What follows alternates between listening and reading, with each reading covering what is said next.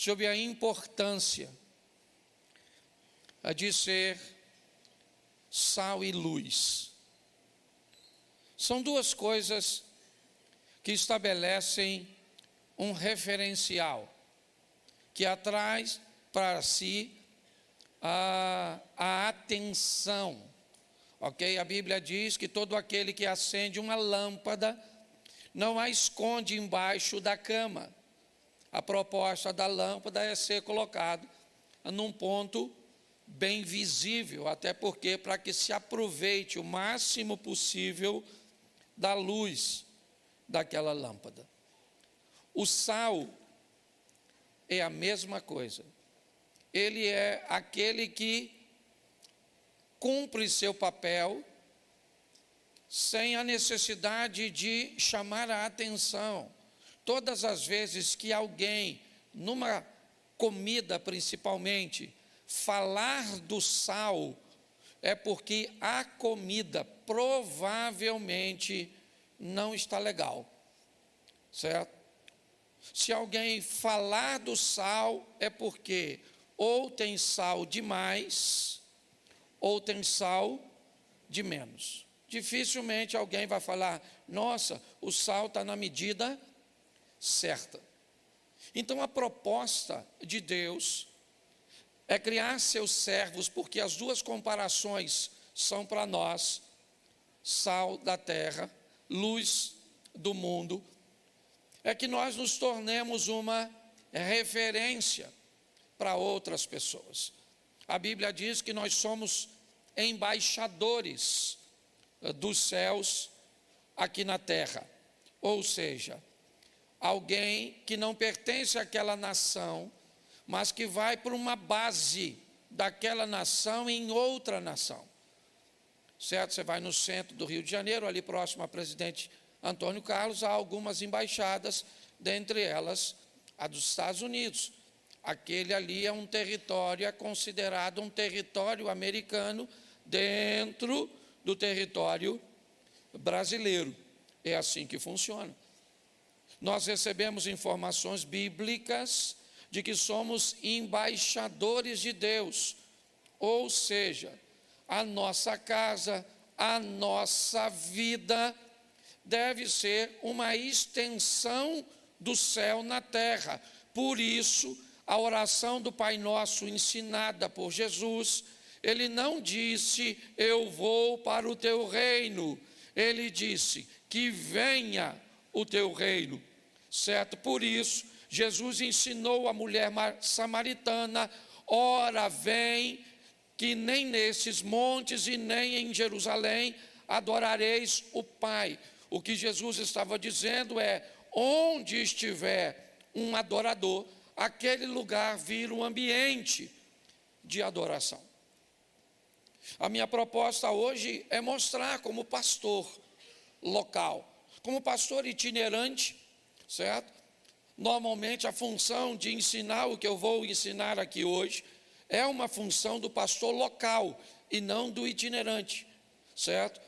O itinerante normalmente leva uma palavra que tem por propósito alcançar vidas, promover salvação. Mas um pastor local, ele precisa estar pronto a preparar as ovelhas, as pessoas, para lidarem com qualquer tipo de situação, seja ela favorável ou não, agradável ou não. Precisamos estar preparados para tudo. Então, o tema da minha mensagem hoje é dois mundos. Quanto mais rápido nós entendermos isso, quanto mais rápido nós diferenciarmos isso, mais fácil a nossa vida pode se tornar. Então eu quero que você olhe para a sua vida e para você como você é pertencente de dois mundos. Vou te dar os textos primeiro e depois eu vou falar. É importante você entender desde já que quando você está vivo nesse corpo físico, os dois mundos se conectam, ok? Então, enquanto você estiver vivo, tá certo? Você é pertencente aos dois mundos. A parte física, e nós vamos ver isso, e a parte espiritual. Depois que você morre, ok? Aí você não pertence mais a dois mundos. Você perde a conexão com o mundo físico, ou seja, enquanto você está vivo, você está conectado nos dois mundos. Depois que você morre, você está conectado a um só. Entender isso talvez possa te ajudar a lidar com algumas situações, e vamos aos textos para que eu possa afirmar isso para você. Gênesis, preste atenção, deixa eu te fazer uma pergunta. Imaginemos que você tem um filho. E vamos imaginar que você vai escrever um livro a respeito da vida que esse filho pode ter. Esse livro, então, tem 66 capítulos. Você deseja que seu filho seja abençoado, que ele seja próspero. Me diga, por favor, para não correr o risco de seu filho não conseguir ler o livro todo, talvez ele fique desanimado, talvez ele vá alegar que não entenda as escrituras que você escreveu. Se você quisesse garantir o sucesso desse seu filho, você colocaria essa informação em qual capítulo, ou em qual capítulo desse livro? Qual capítulo? Você colocaria no primeiro. Se pudesse, então, ser mais assertivo, em qual página do primeiro capítulo você colocaria essas informações que você considera importante para que seu filho tenha uma vida legal? Em qual página? Pois é isso que Deus fez.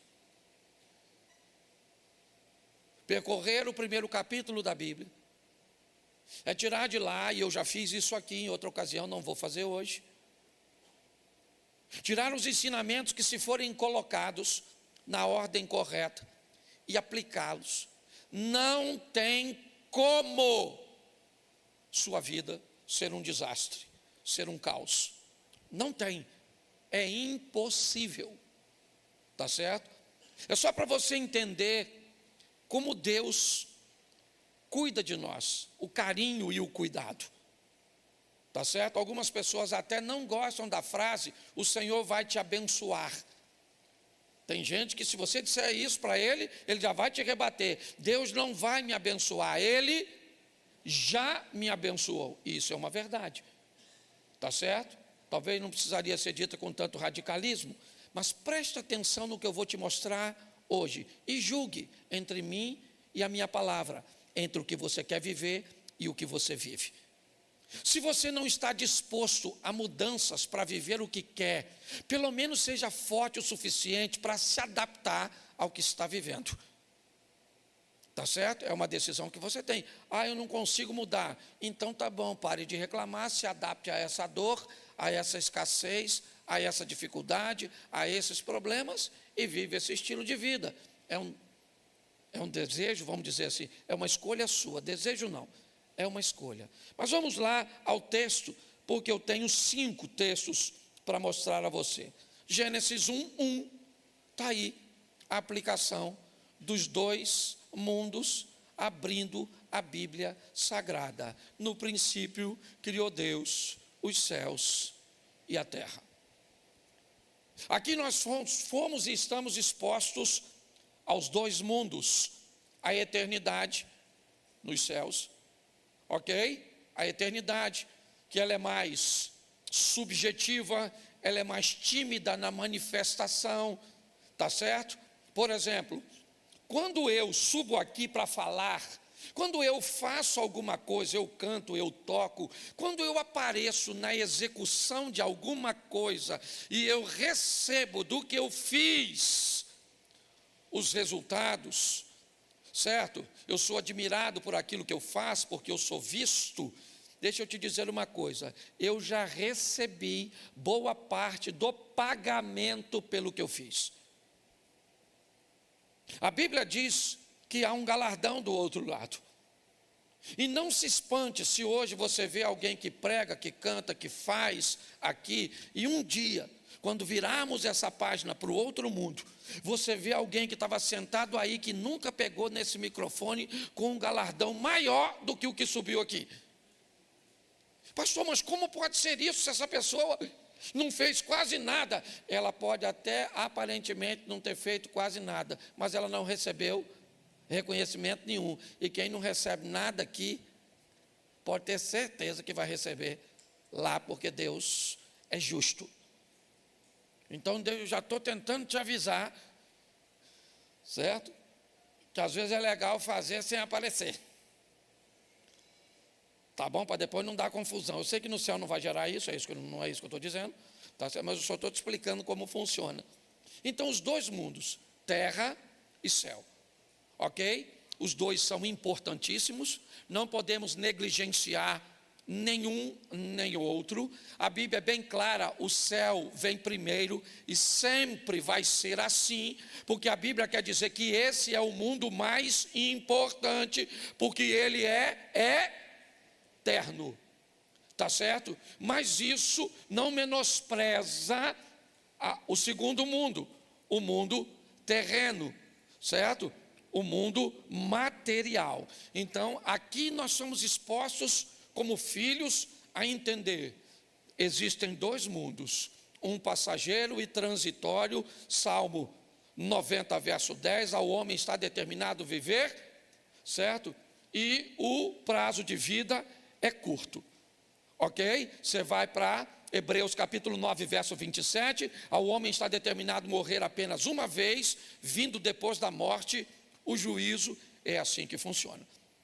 Então você está exposto a esses dois mundos, o material e o espiritual. Aí Marcos, no capítulo 8, no verso de número 36, vai dizer alguma coisa muito importante para nós adicionarmos a esse entendimento. Marcos, capítulo 8, verso 36, por favor.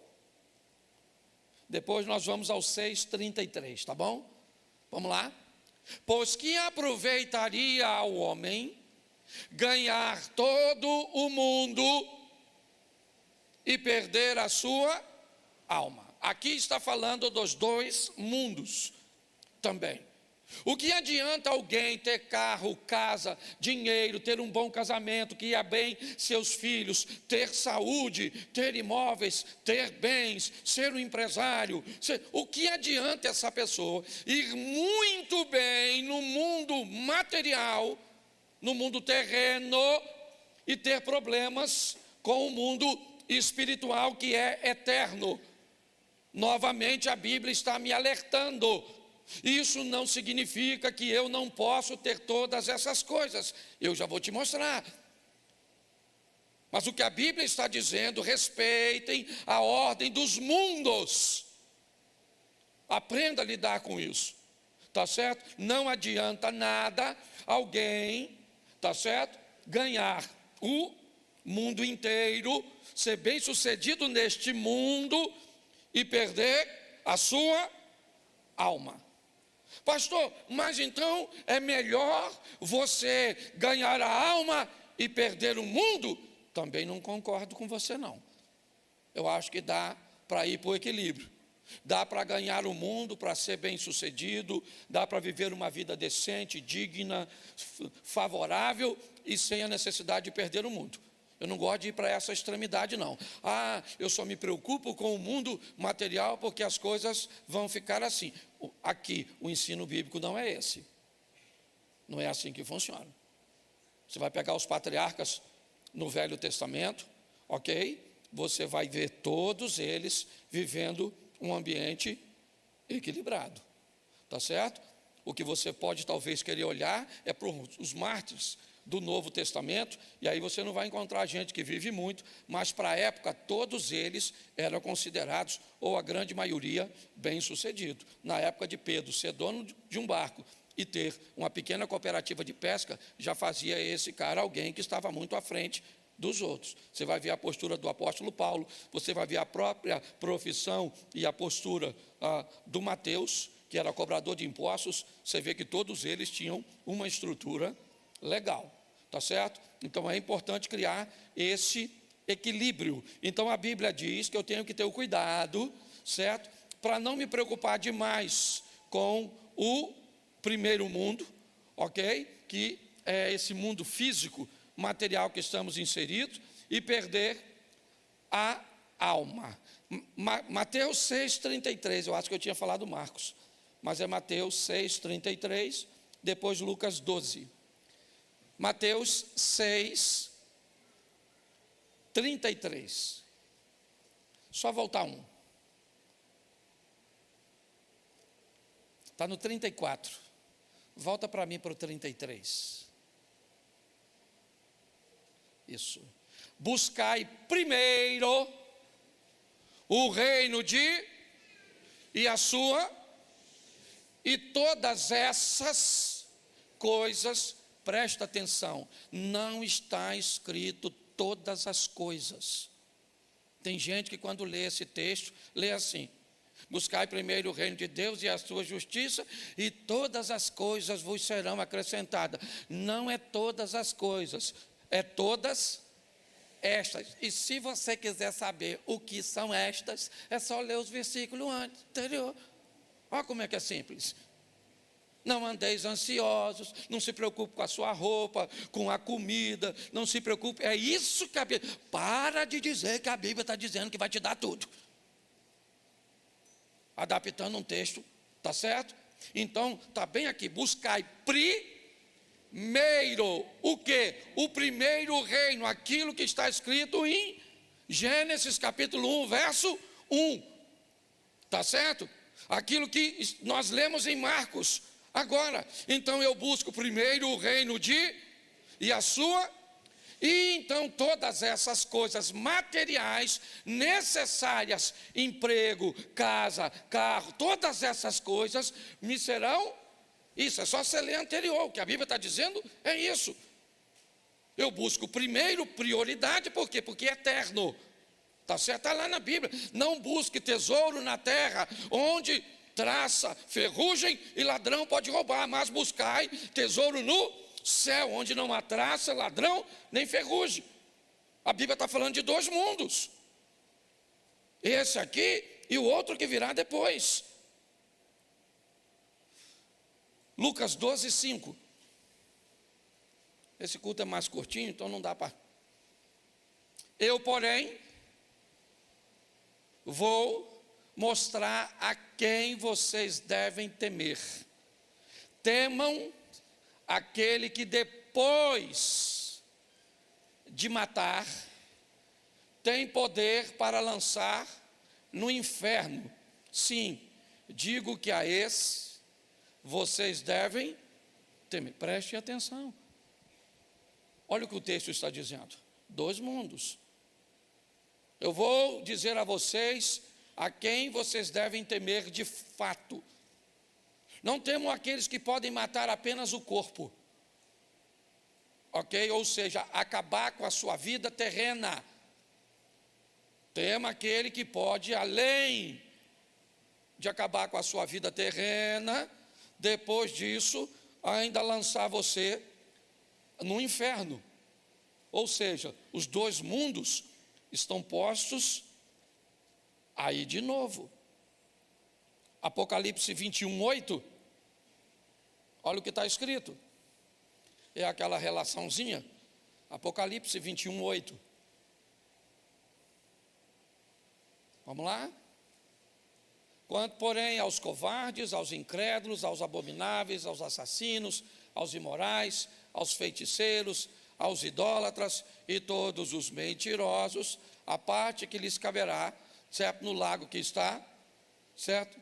queimando como fogo e enxofre, a saber, a segunda, preste atenção, segunda morte, e não primeira morte. O que é primeira? A conotação da palavra morte aqui, de uma forma muito simples, é só separação. Você morre quando a parte espiritual que está em você, fora o sistema elétrico, todas essas questões, tá certo? Mas aí falando da espiritualidade, quando a alma ou o espírito deixa o corpo, perdão, há a primeira morte. O espírito se separou do corpo. Essa é a primeira morte. Tá certo? O texto está dizendo que há uma segunda morte além da primeira. Pastor, o que seria a segunda morte? A segunda separação. A primeira separação é quando o espírito se separa do corpo. A segunda separação é quando a alma se separa de Deus. A alma que pecar, esta morrerá. É assim que funciona. E Jesus foi mais enfático nisso. E aqui eu termino os textos. João 11, 25. Ele está conversando com a irmã de Lázaro. Então, Jesus declarou: eu sou a ressurreição e a quem crer em mim, ainda que morra. É isso que Jesus está dizendo. Mas como não faz sentido, ainda que morra, viverá? Como é que pode? Ou ele está morto ou viverá. É porque aqui está falando de dois mundos. O indivíduo aqui, ele está morto para o primeiro mundo, mas está vivo para o segundo mundo, certo? O indivíduo aqui tem o espírito que se separou do corpo, então ele morreu a primeira morte, mas ele não tem a alma separada de Deus, então ele é alguém que vai viver a vida eterna. Deu para entender um pouquinho essa questão dos dois mundos? Porque agora eu preciso te dar algumas informações que não são bíblicas e que vale a pena você refletir. A primeira delas, aprender a administrar sua vida deverá ser sua maior prioridade. A primeira coisa que você deve aprender é administrar sua vida. Que vida é essa? É a vida que me coloca em dois mundos. Então eu tenho que aprender a administrar minha vida dentro desses dois mundos. E para isso vem o número 2. Eu preciso entender de fato que ela é dividida em duas estruturas: física, material, humana, biológica. Você está entendendo? Coisas desta terra. Mas também entender que ela é espiritual. E para isso, na nossa mente precisa ser implantado a visão de que isso é uma verdade, e mais do que isso, eu tenho que buscar entender, separar e, o mais importante, administrar. Eu tenho que entender, são dois mundos, eu pertenço a ele. Eu tenho que separar o que é espiritual do que é material. E eu tenho que aprender a administrar. Porque eu posso ouvir vozes na minha cabeça, na minha mente, que não vêm do mundo espiritual, e sim do mundo físico, que também é emocional. Se eu não tiver condições, se eu quiser pegar coisas materiais e inseri-las num campo da espiritualidade, eu posso ter sérios problemas. Deixa eu te explicar uma coisa. Isso parece duro, parece alguém de... Mas eu preciso nortear. Porque é isso que eu estava falando com Deus quando eu estava preparando essa palavra. Vocês caminham comigo. Então não posso aplicar a visão de uma outra pessoa no que diz respeito a reino. Deixa eu te falar, na minha cabeça, fé não paga a conta. Fé não compra as coisas. Você está entendendo? Comprar as coisas por fé, para mim é irresponsabilidade, a não ser se Deus orientou você. Não pode. Deus orientou você? Então tá bom. Pastor, eu comprei um carro pela fé porque Deus falou. Pode ter certeza, seu carro nunca vai ficar com uma prestação atrasada. Seu carro nunca vai ir para a busca e apreensão. Agora, se em algum momento ele for, você pode ter certeza, não foi Deus que falou com você. Porque Deus não é irresponsável. Esse dia alguém falou comigo assim: pastor, o senhor vai orar por um carro que Deus me deu? Eu falei: claro, cara. Quem te deu? Foi Deus. Eu falei: não, isso eu sei, você já falou. Eu quero saber quem Deus usou para te dar. Ele falou: não, mas não foi assim não. Eu comprei. Eu falei: não, peraí. Você sabe o que é algo dado? Dado é dado. Eu tenho um carro ali fora que está coberto, um vermelho, que eu estava reclamando no bom sentido. Certo? Eu estava lá no Tuninho, no bairro Amazonas, jantando, e eu perguntei a ele: Tuninho, ele é um cara muito bem sucedido, tu já ganhou carro? Porque eu estava com uma encrenca que pastor Gerson, de Petrópolis, ganha um carro atrás do outro. Eu nunca ganhei carro. Eu falei: tu já ganhou carro, Tuninho? O Tuninho falou: nunca ganhei não. Eu falei: eu também nunca ganhei. Esses caras ganham carro, fica contando ainda na igreja que ganha carro, só me deixa com raiva. Será que eu estou em pecado? Por isso que eu não ganho carro? Não estou reclamando não, porque eu tinha dinheiro para comprar o carro. Mas eu também, falar que ganha seria legal.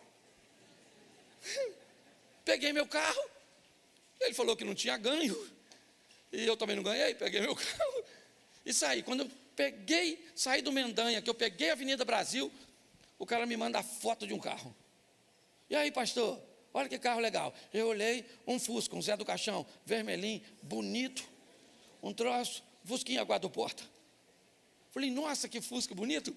Ele falou: o senhor sabe quanto custa? Eu falei: rapaz, esse carro não tem mais preço, ele só tem valor. O preço dele é baixo. O valor vai de quem aprecia. Aí eu falei: mas nem me mostra. Porque se eu chegar com mais um carro antigo em casa, minha mulher me põe para fora. Gente, entre esse emaranhado todo, não deu uma hora. Aí ele me manda uma mensagem com a foto do carro. O carro é seu, pastor. Manda buscar. Então aquele carro vermelho que está ali, eu ganhei. O resto então comprar e ganhar é diferente, crente. Se você vai pagar, você não ganhou, você comprou. Entendeu? Não suba aqui para dizer que Deus te deu algo que Ele não te deu. Ele te deu condições de ir. Até quem vai orar precisa saber o que aconteceu. Senhor, muito obrigado por o Senhor ter dado isso ao teu filho. Não, pastor, eu comprei, agora estou bem empregado, está sobrando um dinheirinho, tem um negocinho para receber, e está tudo certinho, a prestação está dentro do meu orçamento, então o senhor ora para eu não ficar desempregado nesse período, para pagar tudo certinho. Aí, ok?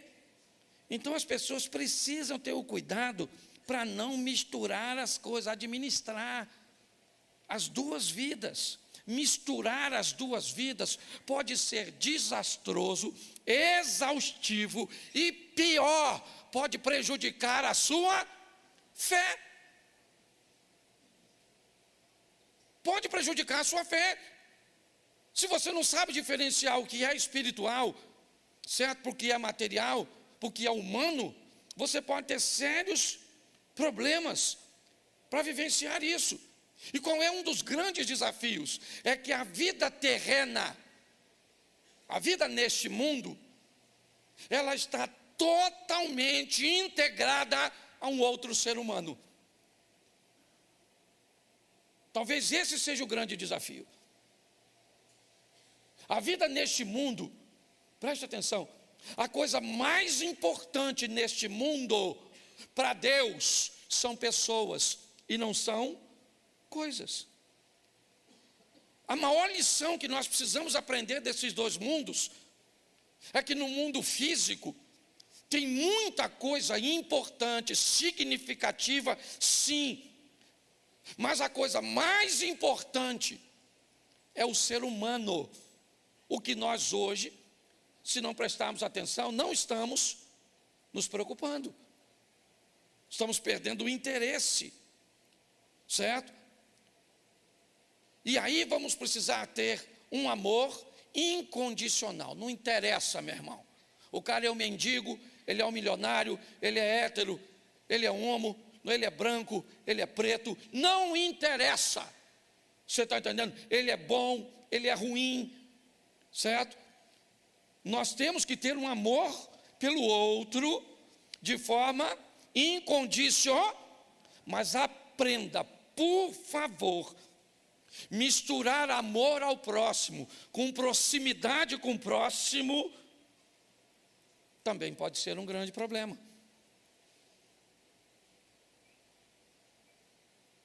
Eu gosto e falo isso nas minhas palestras. Repita comigo assim: quem começa achando que todos são bons, termina achando que todos são maus.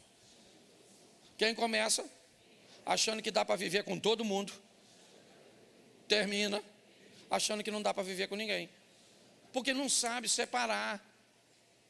Você já viu alguém dizer assim: eu não conto mais nada para ninguém não, meu irmão.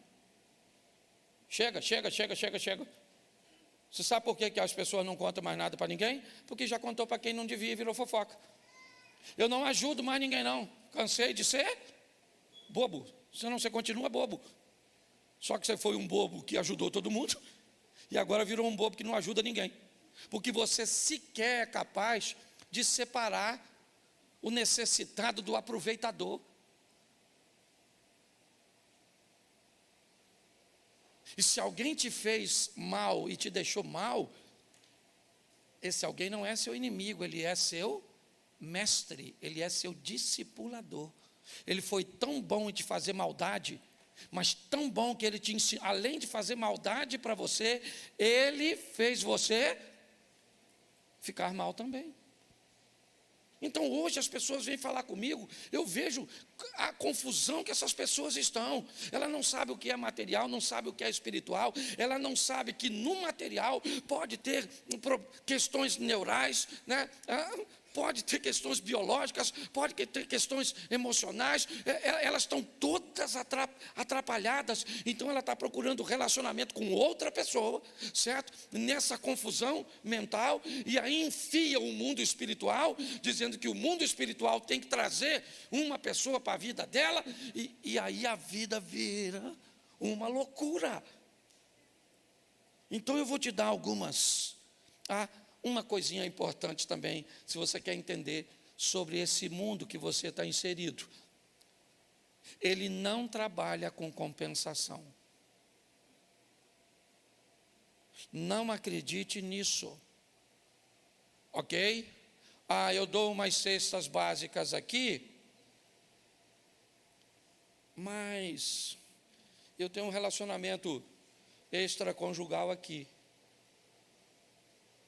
Eu faço bem aqui e faço mal ali. A Bíblia diz que de uma mesma fonte não jorra dois tipos de água. De uma mesma árvore não se dá dois tipos de fruto. É assim que funciona.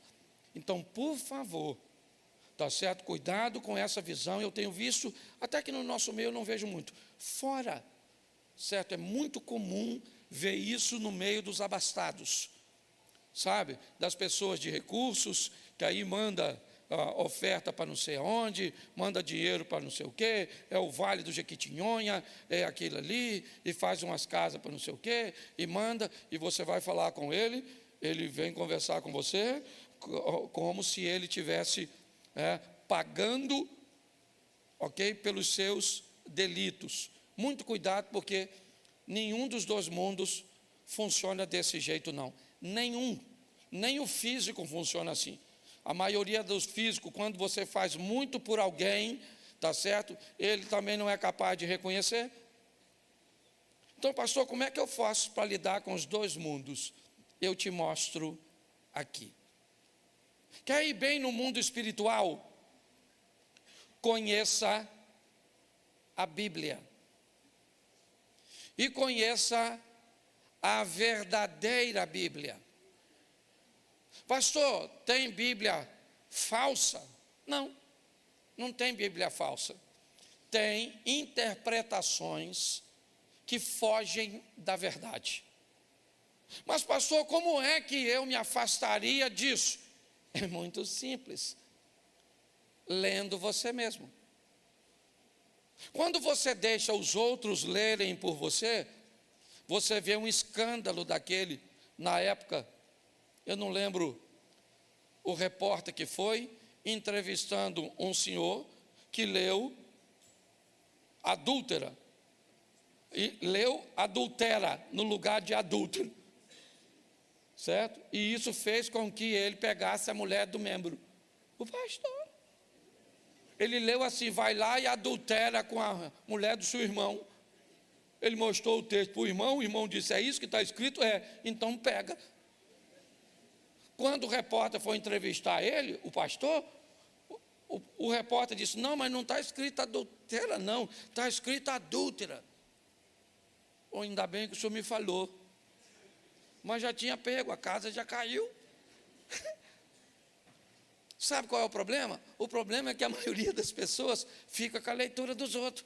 Aí está assim de gente na internet, ensinando tudo de qualquer jeito.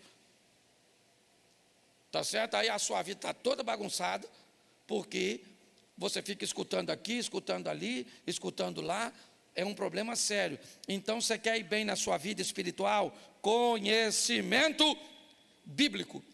Segunda coisa para a vida espiritual, oração.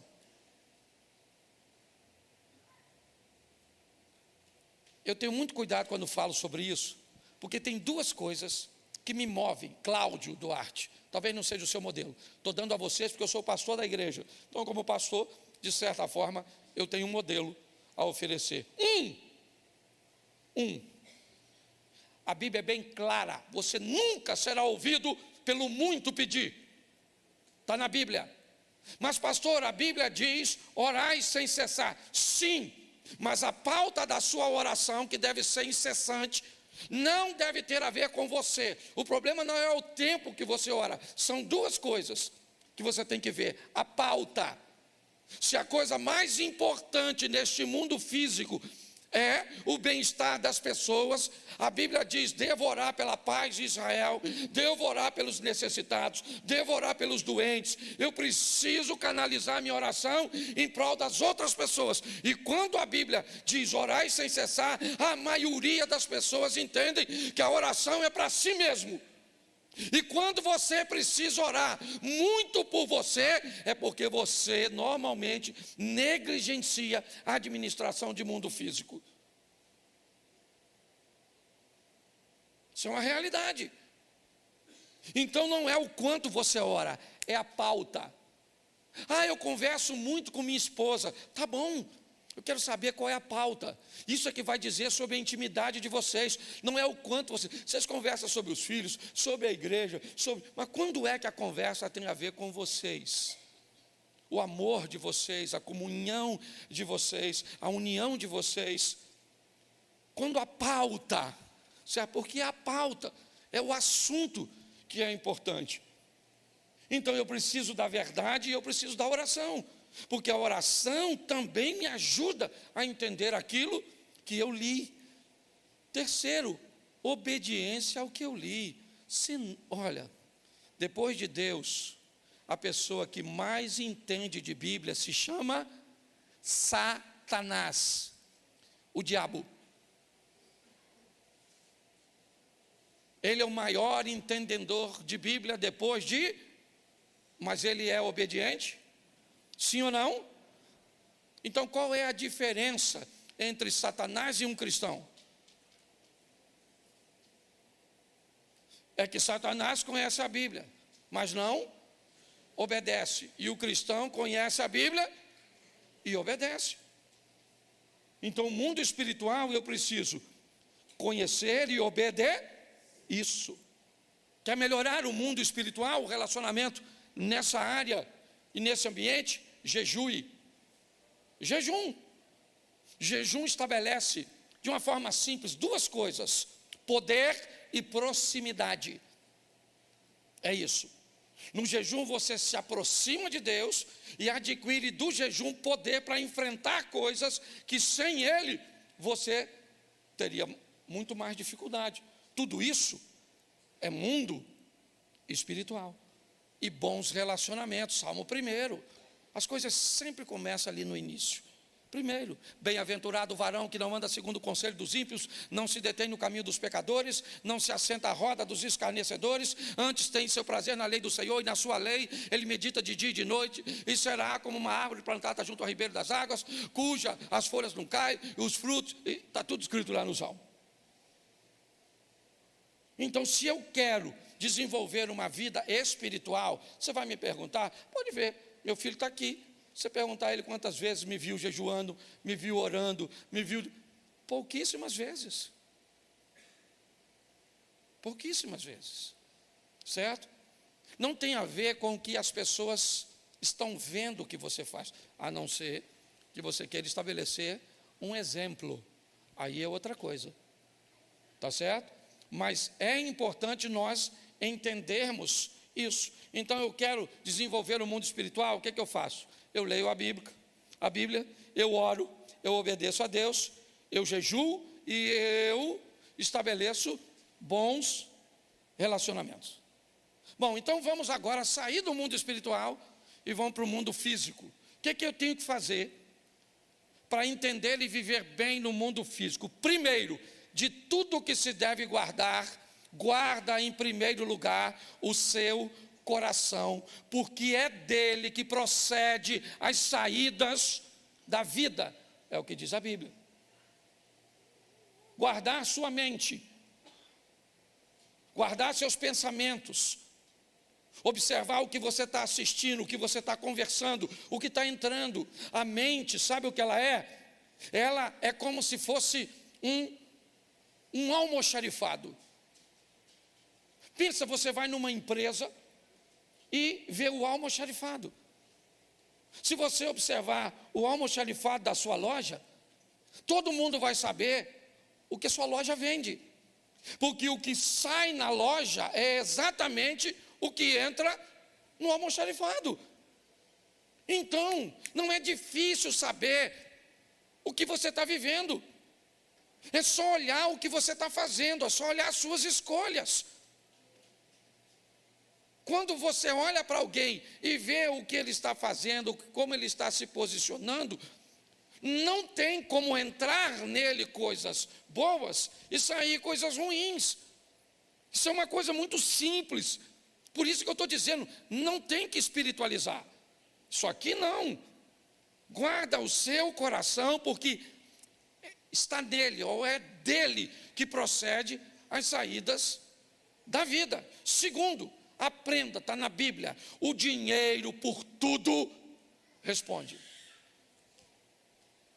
Aprenda a administrar dinheiro, aprenda a lidar com ele, ou você vai ter problemas para o resto da sua vida, uma vida apertada, uma vida regrada, uma vida desafiadora, porque a Bíblia diz, o dinheiro por tudo responde. Aí o que você quer fazer? Negligencia a administração, o dinheiro, e vamos para a oração, para pedir a Deus para abrir porta. Então está desconectado esse negócio. Eu não estou dizendo que você não deve orar por isso, ok? Eu estou dizendo é que precisa haver uma conexão, tá certo? Terceiro, volta para cá também no mundo físico, bons relacionamentos. Assim como o mundo espiritual requer de você, certo? O mundo físico, você vai precisar estabelecer bons relacionamentos, escolhas. O ano vai virando, o que você faz no final do ano? Quantas pessoas no final desse ano vão sair da sua vida? Vão sair da sua intimidade? Vão deixar de ser próximas? E vão deixar lugares para próximas pessoas? Uma das coisas mais abençoadas numa floresta, sabe o que é? O sol. Entra numa floresta e você pode ver uma árvore bem fininha e ela está toda tortinha assim, ó. O galinho vai para lá, às vezes ela está desse tamanhozinho, já foi 3 ou 4 voltas. Sabe o que ela está tentando? pegar o sol que entra pela clareira, onde ele tiver, o calor tiver, ela vai tentando, entra e você vai ver o tamanho das árvores grandes e a dificuldade das árvores pequenas de sobressair. Sabe o que elas estão esperando? A queda de uma árvore grande, porque todas as vezes que uma árvore grande cai numa floresta, sabe o que ela abre? Uma clareira. E todas as vezes que uma clareira é aberta, sabe o que acontece? O sol passa a alcançar árvores que nunca receberam o sol, e aí agora elas começam a crescer. A vida é do mesmo jeito, mas seu ciclo nunca muda, e provavelmente sua história também não. Mundo físico se muda com trabalho. Não dê lugar à preguiça. Quanto mais você trabalhar, pastor, eu trabalho demais. Tá bom. Tem bons relacionamentos? Não. Administra bem dinheiro? Não. Guarda o coração para ter saídas para a vida? Não. Então, provavelmente, você deve estar bastante cansado e com resultados bem ruins. Isso deve estar te cansando, está exaustivo. Lembra quando eu disse lá em cima? Ok? Isso vai te dar exaustão, cansaço e pode até prejudicar a sua fé. E no mundo físico, acredite na biologia. Acredite no sistema neural.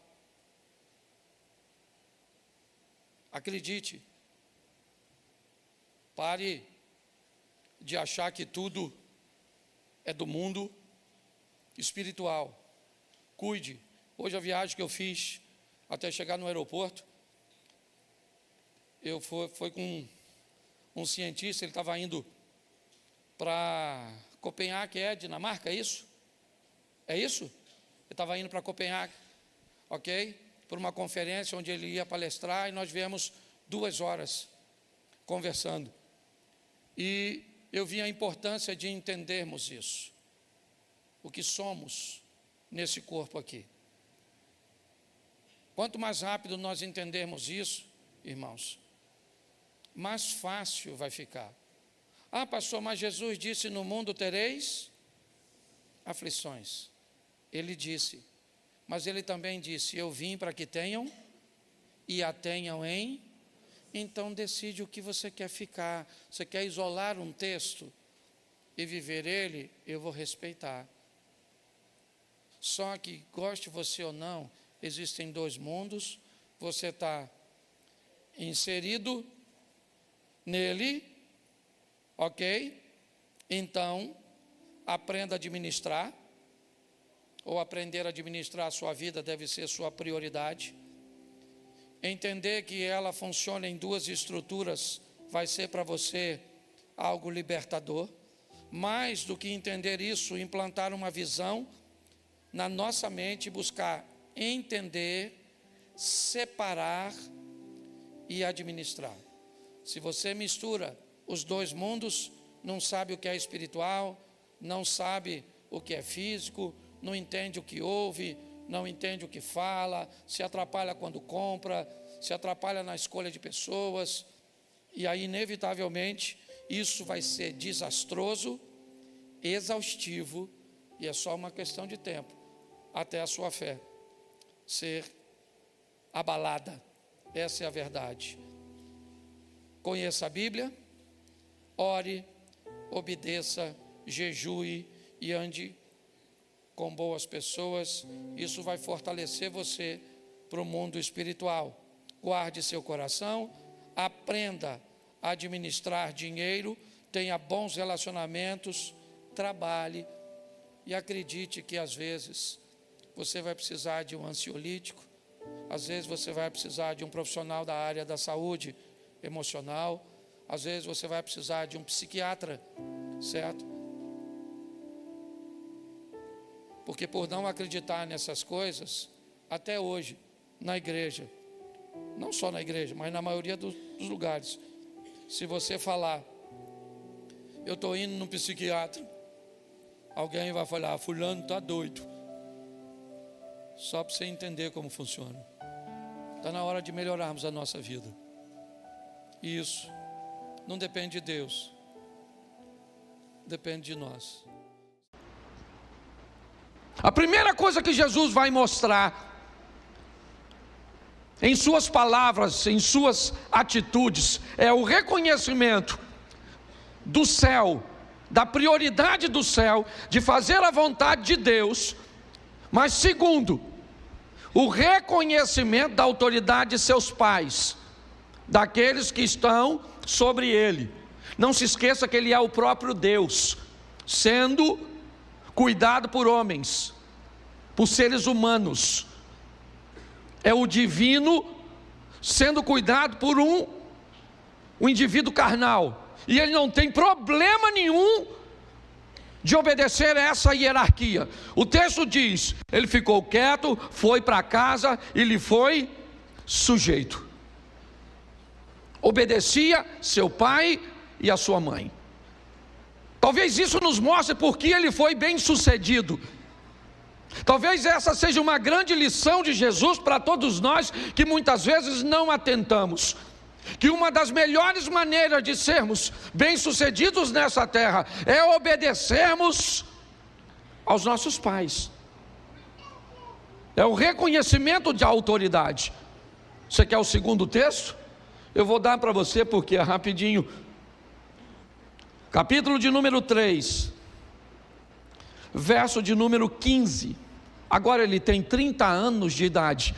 De 12 para 30, 18 anos depois, a Bíblia volta a falar, certo? De uma frase que ele disse. Mateus 3, 15. Mateus capítulo 3, verso 15. Jesus, porém, respondendo, disse-lhe: deixa por agora, porque assim nos convém cumprir toda a justiça. Então ele o permitiu. Preste atenção, porque novamente Jesus vai falar de autoridade. Ele agora tem 30 anos de idade, assume a maior idade na cultura judaica, e ele então agora vai caminhar até João Batista, que está batizando no Jordão. Quando Jesus se aproxima, João o reconhece. Aliás, João já o havia reconhecido quando o encontrou pela primeira vez. Assim que Jesus entrou na sua casa, no ventre de Maria, João o reconheceu ainda no ventre de Isabel. Quando João vê Jesus, Jesus vai até ele e João está batizando os outros. E Jesus vai até ele para ser batizado. E João fica desconfortável. João não quer batizar Jesus. Mas preste atenção, Jesus vai iniciar seu ministério. Ele já era alguém obediente a Deus, a autoridade de Deus. Ele já era alguém obediente à autoridade de seus pais. Mas a autoridade agora espiritual que Deus colocou é João Batista.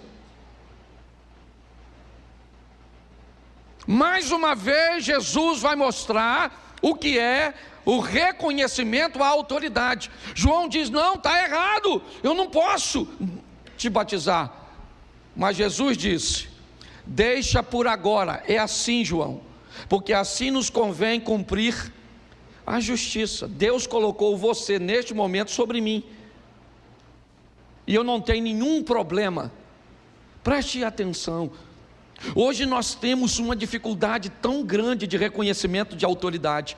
Hoje nós vemos tantas pessoas com tanta dificuldade de reconhecer a autoridade do chefe, a autoridade do patrão, a autoridade do mais velho, a autoridade do professor, a autoridade do pai, a autoridade do pastor, a autoridade do policial, a autoridade do político, a autoridade. Hoje nós vivemos uma crise de reconhecimento de autoridade. Somos cristãos, então vamos lá, vamos reconhecer a autoridade de Deus. Estou aqui tratando os negócios de meus pais. Tá bom, tratou, vamos embora para casa. Então tá bom, vou reconhecer a autoridade de meus pais. Não interessa se ele é Deus ou não. Aliás, nesse momento ele não é Deus, ele é um ser humano. E o que ele está nos mostrando com suas falas iniciais, é que não havia nenhum desconforto nele em ser submisso a uma autoridade que está acima dele, fosse ela seus pais, fosse ela César, quem fosse. Jesus nunca teve problema, porque ele sabia quem ele era, e obedecer a alguém nunca o fez sentir menos de quem na realidade ele é. Hoje uma mulher não consegue ser submissa a um homem, um marido não consegue ouvir uma mulher que pode ser uma autoridade na vida dele ou do marido, porque a Bíblia, ou melhor, a vida aproxima pessoas diferentes, que são fortes em áreas diferentes. Então em algumas áreas sua mulher será uma autoridade muito maior do que você, e por que não ouvi-la? Talvez em algumas áreas seu filho se torne, por exemplo, numa área, por exemplo, da... Como é que eu vou? Me ajude aí. Tecnologia. Certo? Às vezes seu filho tem 10 anos e é uma autoridade que tu não troca nem o som do celular.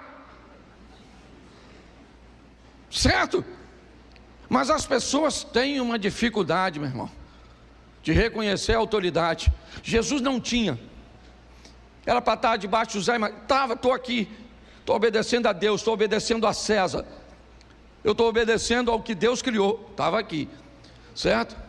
Que era, não precisa ficar, pode deixar, tá certo? Mas eu queria que você entendesse como ele começa falando. As primeiras frases de Jesus registradas na Bíblia têm por tema autoridade. Duas coisas que ele também vai dizer. Sua primeira frase em Marcos é Marcos 1,15. Eu acho que vale a pena também. Marcos 1,15. Vamos lá? E dizendo: o tempo está cumprido, o reino de Deus está, arrependei-vos e crede no... Preste atenção, o evangelho de Marcos, Jesus está escrevendo a igreja que estava se formando em Roma, ou seja, seu propósito é escrever aos romanos. Esse é o primeiro evangelho a ser escrito. Pastor, se o primeiro evangelho é Marcos, por que Mateus vem primeiro na colocação e na formação do Novo Testamento? Porque Mateus escreve para os judeus, citando a linhagem, o sacerdócio de Jesus, e por isso Mateus vem primeiro. Já Lucas escreve para os gregos, já João escreve para todos os crentes que já tiveram um primeiro encontro com Jesus, que é através do evangelho de Marcos, de Mateus ou de Lucas. É só para esclarecimento, que isso aqui não vai te acrescentar nada agora. Mas preste atenção no que Jesus está dizendo em Marcos. Ele diz duas coisas: arrependimento e fé. A diferença entre arrependimento e remorso é que o arrependimento sempre vem acompanhado de conversão, remorso não. Eu quero colocar a palavra arrependimento. Jesus está dizendo em Marcos duas coisas, certo? Ele está dizendo para uma igreja que está em Roma. Então ele diz: vocês vão precisar de duas coisas: arrependimento e fé. Ele está falando de sua missão. Note, eu vim cuidar das coisas, dos negócios de meu pai. Estou debaixo da autoridade dele. Estou debaixo da autoridade de meus pais. Fui criado por José e por Maria.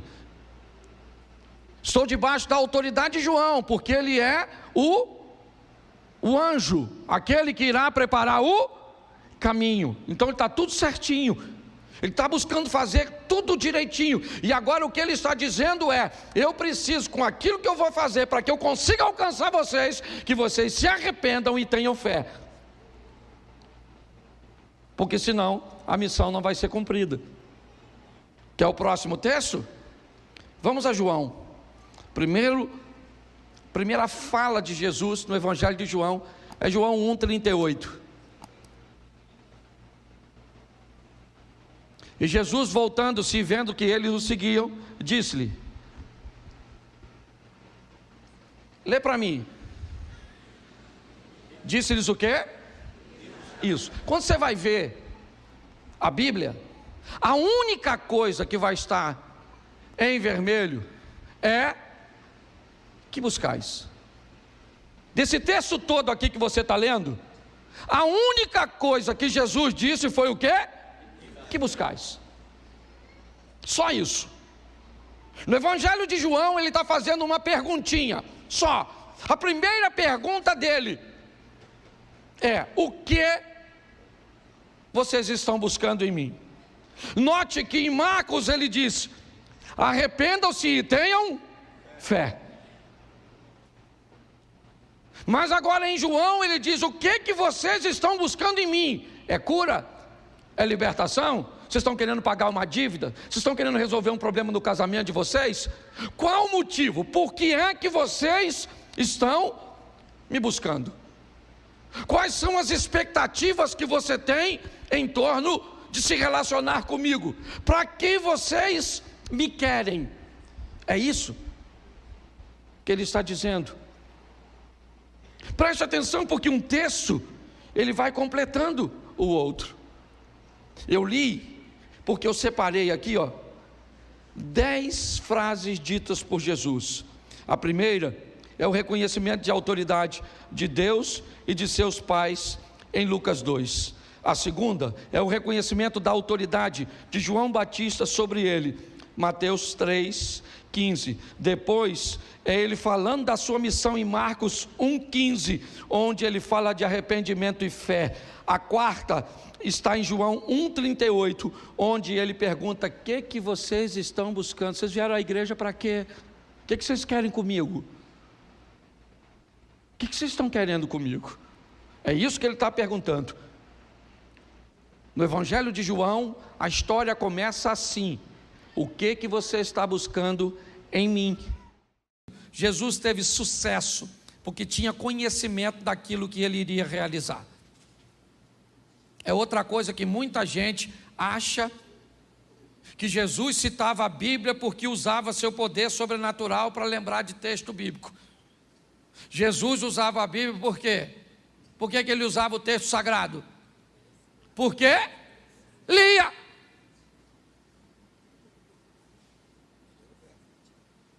Porque se ele usava o texto usando seu poder sobrenatural, ganhou da gente. Nós não vamos conseguir. Como é que eu ia fazer sem ler? Senhor, agora me revela agora isso. João capítulo 8, verso 1. Não vai rolar. Você tem que ir lá pegar João. E Jesus foi para o Monte das Oliveiras, e pela manhã cedo tornou para o templo. Toda a multidão vinha ter com ele, assentando-se e ensinava. E os escribas e fariseus trouxeram uma mulher apanhada no próprio ato, adulterando, e puseram no meio, e disse Jesus, e você conhece a historinha. Agora, por que você acha que eu sei o texto? Porque eu li. E por que você não sabe? E o Satanás está preso. Nem perturbou você.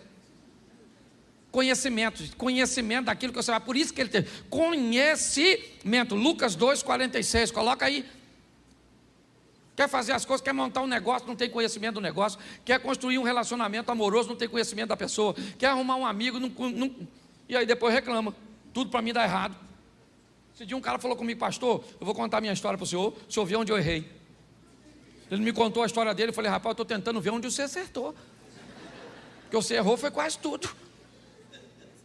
Está aí, E aconteceu que, passados 3 dias, acharam no templo, assentado no meio dos, ouvindo e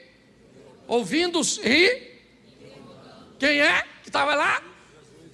Conversando, ouvindo, interrogando Jesus. E por que ele interrogava? Por que ele perguntava? Por quê? Aliás, essa era uma prática de Jesus. Ele só perguntava para os outros aquilo que ele já... Isso, parecia até a imigração americana. Se você já viajou para a América, você sabe como é que funciona. Você chega lá, o cara pergunta assim: quantas bagagens o senhor tem? E já está na tela. Que cor? O que você trouxe dentro? Tudo que ele pergunta, ele já... Porque ele quer saber se você está... É isso aí. Dá uma olhada nisso aqui, ó.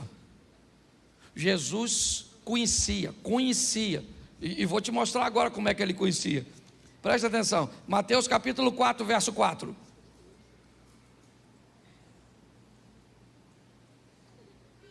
Presta atenção. Volta lá, por favor, que eu esqueci de dar um texto. Lucas 2,47. Eu só dei o 46.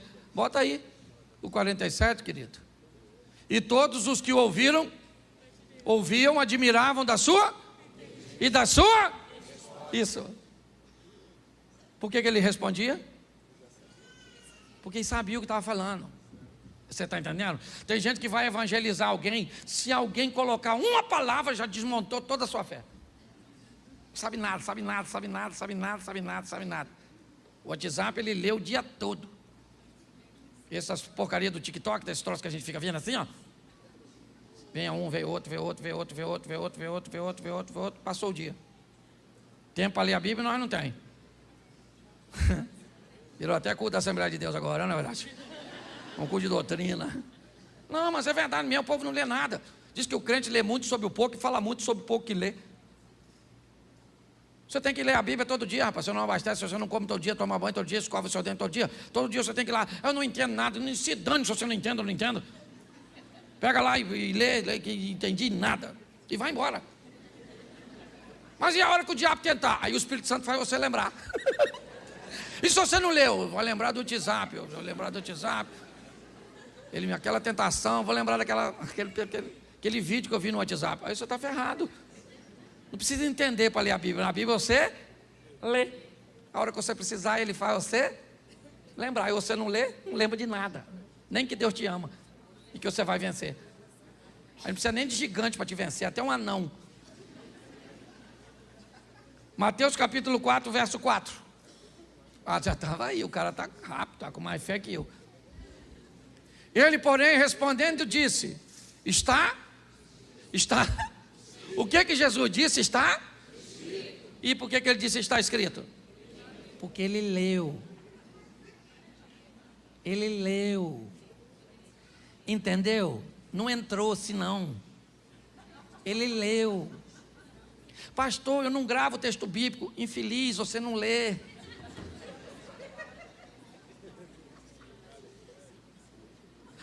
Não lê.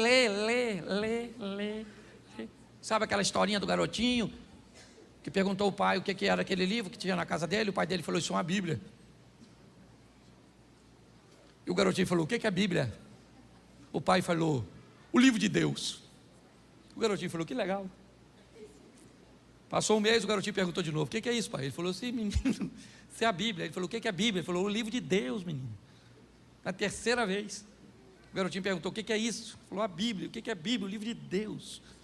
O garotinho falou assim: então por que a gente não devolve ele? Porque aqui ninguém usa. E tem umas pessoas que acham que é amuleto.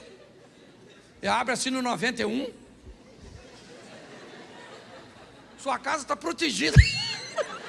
Você é feiticeiro, maluco. Você é feiticeiro.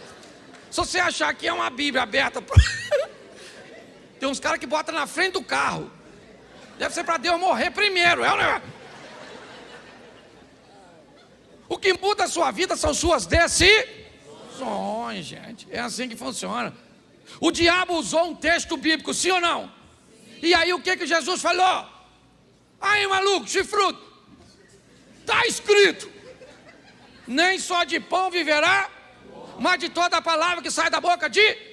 E o diabo foi lá e usou outro. E Jesus mandou outro. O diabo usou outro. E Jesus mandou outro. Satanás falou: este conhece tudo. Tentou de um outro jeito. Falou: por que você não vira super-herói e voa daqui do templo? Jesus falou: acabou os recursos literários. Também está escrito, Satanás. Está lendo pouco. Não tentarás o Senhor teu Deus. O diabo rapou fora, os anjos chegou trazendo uma comidinha que chefe de crente tem que comer. Conhecimento, rapaz, tá assim de gente. Você quer ser bem sucedido, vai montar um negócio. Antes de montar, conheça tudo a respeito do negócio que você quer montar. Vai entrar numa igreja, conheça tudo sobre o pastor, sobre a doutrina, sobre tudo. Quer casar com a pessoa, conheça tudo. Esse dia minha pessoa perguntou assim: pastor, posso casar com viúvo? Eu falei: menino, normalmente o bom é que morre, então é perigoso. Posso casar com quem já foi casado? Falei: perigoso, porque está sujo do relacionamento anterior. Mágoas e ressentimento. Posso casar com quem tem filho? Pior ainda. Posso casar com solteiro? Eu falei: com a escassez que está, perigoso.